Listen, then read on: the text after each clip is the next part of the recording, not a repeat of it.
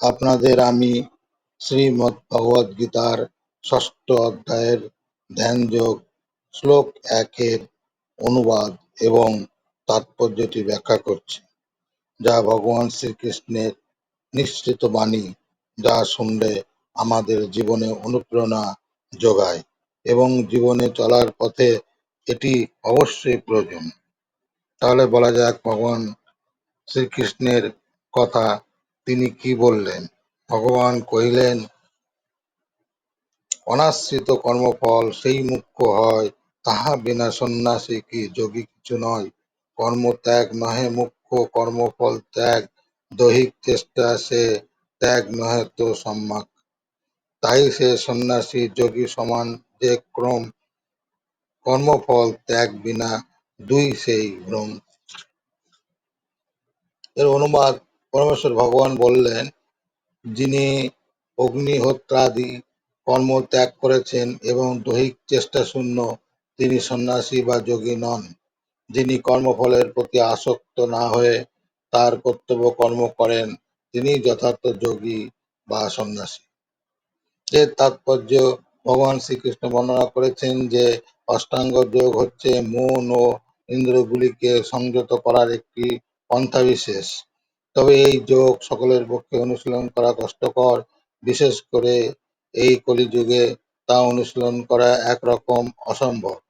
ভগবান শ্রীকৃষ্ণ এই অধ্যায়ে অষ্টাঙ্গ যোগের পদ্ধতি বর্ণনা করে অবশেষে দৃঢ়ভাবে প্রতিপন্ন করেছেন যে কৃষ্ণ ভাবনাময় কর্ম বা কর্মযোগ অষ্টাঙ্গ যোগ অপেক্ষা শ্রেষ্ঠ। এই জগতের সকলেই তার স্ত্রী পুত্র পরিজনের ভরণ পোষণের জন্য কর্ম করে, ব্যক্তিগত স্বার্থ অথবা ভোগবাঞ্ছা ব্যতীত কেউই কোনো কর্ম করে না।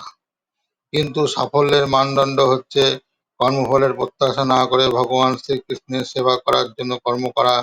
প্রতিটি জীবই ভগবানের অবিচ্ছেদ্য অংশ, তাই ভগবানের সেবা করাই হচ্ছে তাদের একমাত্র কর্তব্য। শরীরের বিবিধ অঙ্গ-প্রত্যঙ্গ সম্পূর্ণ শরীরের পালন পোষণের জন্য কর্ম করে, তাদের আংশিক স্বার্থের জন্য নয়। তেমনি যে মানুষ ব্যক্তিগত স্বার্থের পরিবর্তে পরব্রহ্মের তৃপ্তির জন্য কর্ম করেন, তিনি হচ্ছেন প্রকৃত সন্ন্যাসী এবং প্রকৃত যোগী। ভ্রান্তিবশত কিছু সন্ন্যাসী মনে করে যে তারা সব রকম জাগতিক কর্ম কর্তব্য থেকে মুক্ত হয়েছে এবং তাই তারা অগ্নিহোত্র যজ্ঞাদি অনুষ্ঠান করা ত্যাগ করে, কিন্তু প্রকৃতপক্ষে তারা স্বার্থপরায়ণ। কারণ তাদের লক্ষ্য হচ্ছে নির্বিশেষ ব্রহ্ম সাযুজ্য লাভ করা। এই সমস্ত বাসনা জাগতিক কামনা থেকে মহত্তর হলেও তা স্বার্থশূন্য নয়।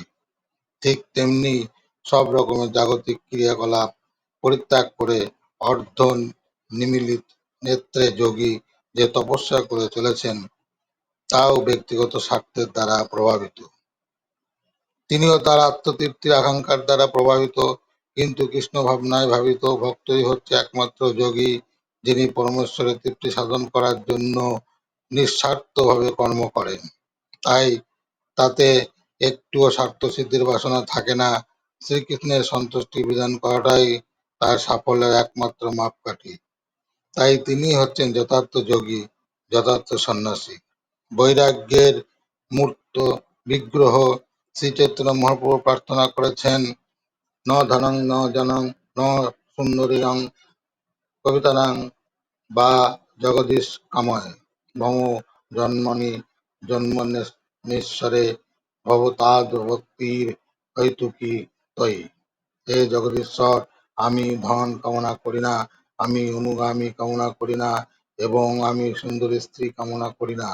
আমার একমাত্র কামনা হচ্ছে আমি যেন জন্ম জন্মান্তরে তোমার প্রতি অহেতুকী ভক্তি লাভ করতে পারি।